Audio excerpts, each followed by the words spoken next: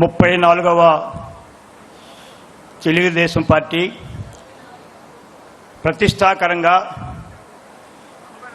ఎన్ని అవంతరాలు వచ్చినా ఎన్ని విపత్తులు వచ్చినా పసుపు దళవంతో తెలుగువారి పండగగా అన్ని మతాలకు అన్ని కులాలకు అన్ని ప్రాంతాలకు ఓ మహోద్భుతమైన దినంగా జరుపుకుంటున్న ఈ మహానాడు సభకు అధ్యక్షత వహిస్తున్న మన ప్రీతమ నాయకులు ప్రపంచ దేశాల్లో అగ్రరాజ్యాలు సైతం పరిపాలనా దక్షుడిగా సంస్కరణలకు ఆద్యుడిగా ఒక పేదల పెన్నిదిగా అన్నగారి ఆశయాలను తూచా పాటిస్తున్న మన ఆంధ్రప్రదేశ్ నిర్మాత మన ప్రీతమ జాతీయ అధ్యక్షులు మన ముఖ్యమంత్రి గౌరవశ్రీ మా గురుతుల్యులు గౌరవశ్రీ నారా చంద్రబాబు నాయుడు గారికి యువతరానికి మరొక ఐకాన్గా యువకులకు ఒక ప్రతీకగా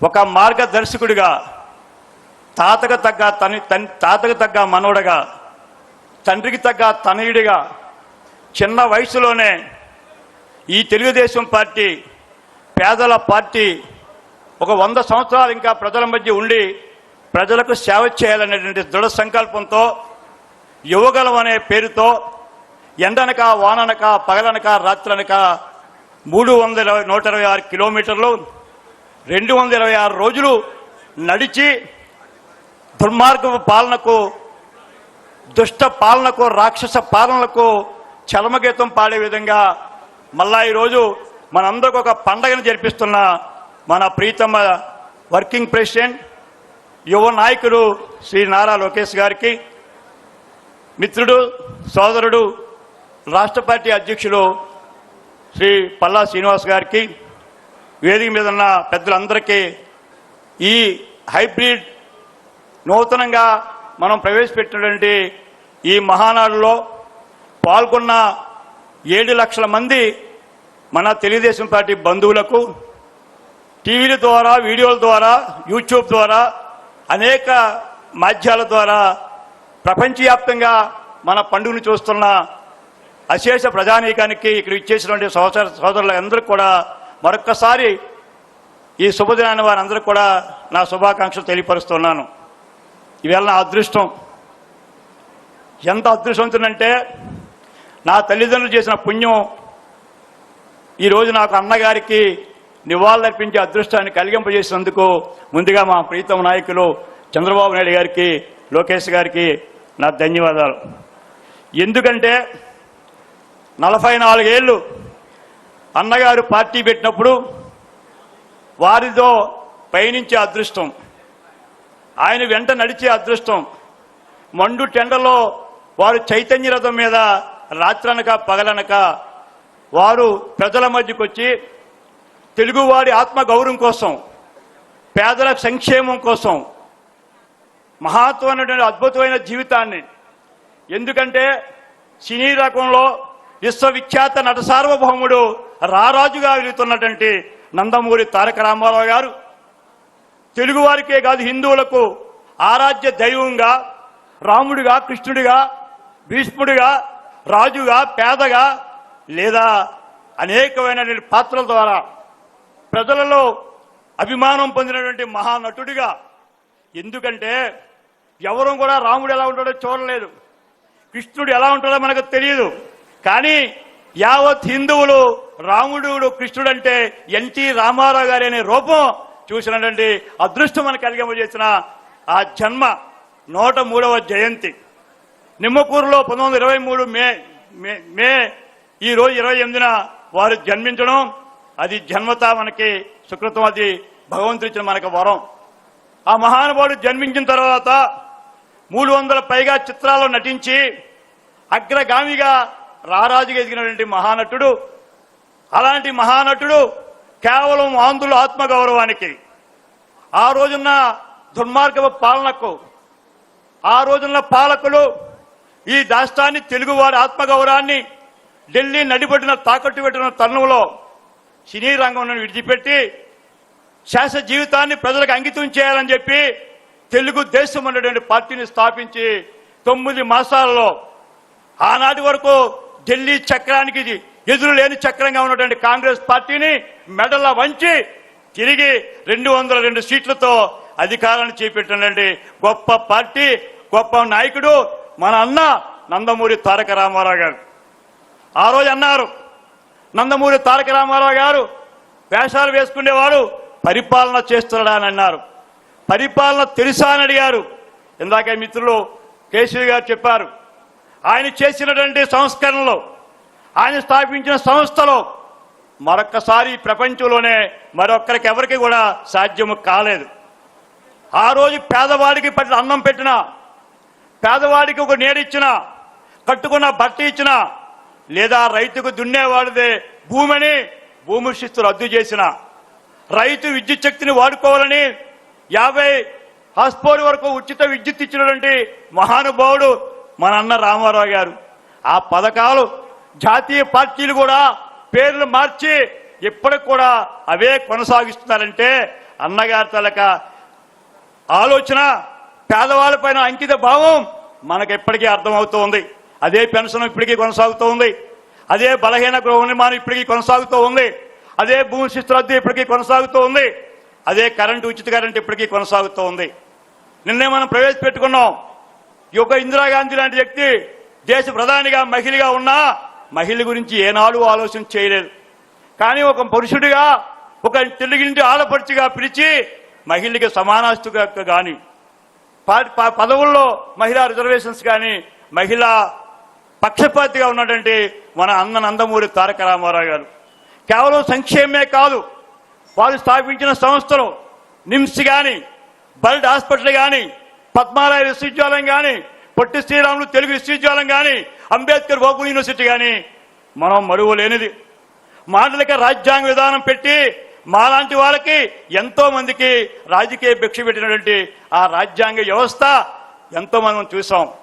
అలాంటి మహానుభావుడు చేసిన సంస్కరణలు, పేదలకు ఇచ్చిన అభివృద్ధి కార్యక్రమాలని మనం కొనసాగిస్తున్నాం. చాలా మంది అంటుండేవారు, మూర్తి గారు ఎన్టీ రామారావు గారి తర్వాత మీ పార్టీ ఉంటుందా అన్నారు, మీకు ఇంకా రాజకీయం ఉంటుందా అన్నారు. కానీ వాళ్ళకి బుద్ధి చెప్పే విధంగా, వాళ్ళకి మైండ్ దిమ్మ తిరిగే విధంగా తర్వాత ఉద్భవించారు మన నాయకుడు, మన ప్రీతమ నాయకులు చంద్రబాబు నాయుడు గారు. గ్రామంలో లేకపోయినా పరిపాలనా దక్షుడిగా, సంస్కరణలకు ఆద్యుడిగా, ఈ ప్రపంచంలోనే బహుశా ఒక రాష్ట్ర ముఖ్యమంత్రి, ప్రపంచ నాయకులు బిల్ క్లింటన్ కానీ, లేదా కోపి అన్నన్ కానీ, ఎంతో మంది ఈరోజు ఉన్నటువంటి మైక్రోసాఫ్ట్ బిల్ గేట్స్ కానీ, లేదా ఎంతో మంది అంతర్జాతీయ నాయకులు చంద్రబాబు నాయుడు గారి కోసం ఆయనతో చర్చించాలి, మాట్లాడాలని కొత్త హొత్తలాడినటువంటి ఒక మహానుభావుడిని మనం ముఖ్యమంత్రిగా చేసుకున్నాం. వారు చేసిన సంస్కరణల ద్వారా తెలుగువారి సంపద పెరగాలి, తెలుగు అన్నగాతలకు ఆత్మగౌరవం కాపాడాలని చెప్పి ఎన్ని కష్టాలు పడ్డాడు, ఎన్ని సుఖాలు అనిపించినా ఆయన పడిన కష్టం భగవంతుడు ఆ రాముడు కూడా రాకూడదని రామాయణం చెప్తూ ఉంటుంది. ఎన్నో అవమానాలు భరించారు, ఎన్నో కష్టాలు పడ్డారు. ఈ వయసులో వారు సుమారు 2,000 పైచిలకు పైగా పాదయాత్ర 121 రోజులు ఎండనక వాననక నడిచారు. దేనికోసం?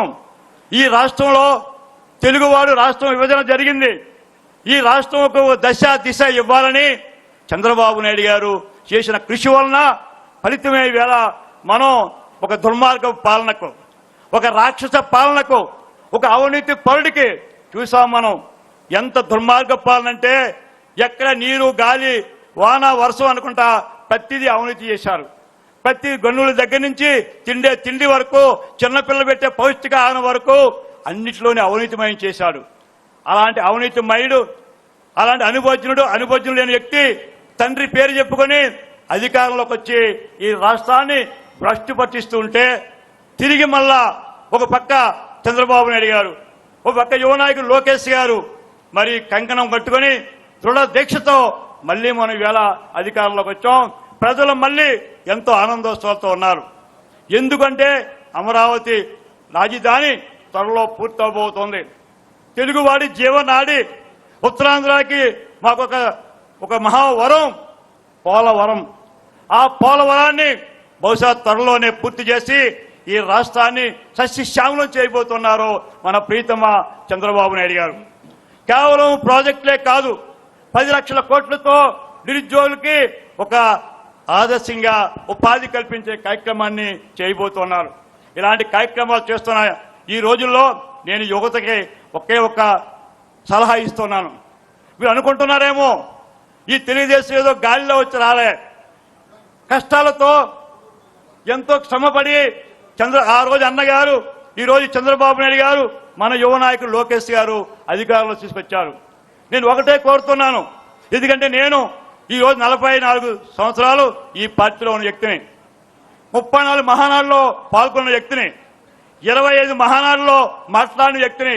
దానికి కారణం నాకు ఆరాధ్య దైవం, నాకు మార్గదర్శకులు చంద్రబాబు నాయుడు గారు. అన్నగారి ఆశయంతో వచ్చిన మాకందరికీ 15 రోజులు కఠోరమైనటువంటి రామకృష్ణ స్టూడియోస్ లో మాకు శిక్షణ ఇచ్చిన గొప్ప వ్యక్తి చంద్రబాబు నాయుడు గారు. వారి శిక్షణే ఈ రోజు వరకు రాజకీయంగా మీ ముందు మాట్లాడుతుంటే వారు నాకు ఇచ్చిన కఠోరమైన శిక్షణే. నేను కోరుతుంది ఒకటే, నేను కార్యకర్తలు కోరేది ఒకటే, నాయకులు కోరేది ఒకటే, ప్రజలను కోరేది ఒకటే. బాలకృష్ణ గారు చెప్తూ ఉంటారు అప్పుడప్పుడు, ఒకవైపే చూడు రెండో వైపు చూడబోకు అంటారు. ఒకవైపే చూడమని ప్రజలకు చెప్పండి. ఈ రాష్ట్ర అభివృద్ధి కావాలన్నా, తెలుగు వారి ఆత్మగౌరవం కాపాడాలన్నా, మళ్లీ మనం స్వర్ణాంధ్రప్రదేశ్కి వెళ్లాలన్నా మన చంద్రబాబు నాయుడు గారి నాయకత్వం, మనం ఆయన కష్టం, మనం ఫలితంగా మనం నిజాయితీగా పనిచేసి వారికి ఒక మంచి పేరు ఈ రాష్ట్రానికి దేశానికి వచ్చే విధంగా కృషి చేయవలసిందిగా కోరుతూ, మరొక యువ నాయకుడు లోకేష్ గారు చిన్న వయసులోనే ఎంతో అనుభవం సంపాదించి ప్రతి కార్యకర్త అధినేతని, కార్యకర్తకే ఇన్సూరెన్స్ పెట్టి కార్యకర్త కోసం తన భుజ స్కంధాల మీద ఒక కుటుంబంగా భావిస్తున్న లోకేష్ గారి కష్టం, వారి అభిమానాన్ని మనం కాపాడు కోసం, ఈ తెలుగుదేశం కోసం మరొక మేము 44 ఏళ్లు అయి ముగింపుకు వస్తూ ఉన్నాం. ఎంతో మంది యువకులను ప్రోత్సహించారు లోకేష్ గారు. ఎంతో మంది యువకులను 85 మంది యువ ఎమ్మెల్యేలు అసెంబ్లీ వచ్చారు.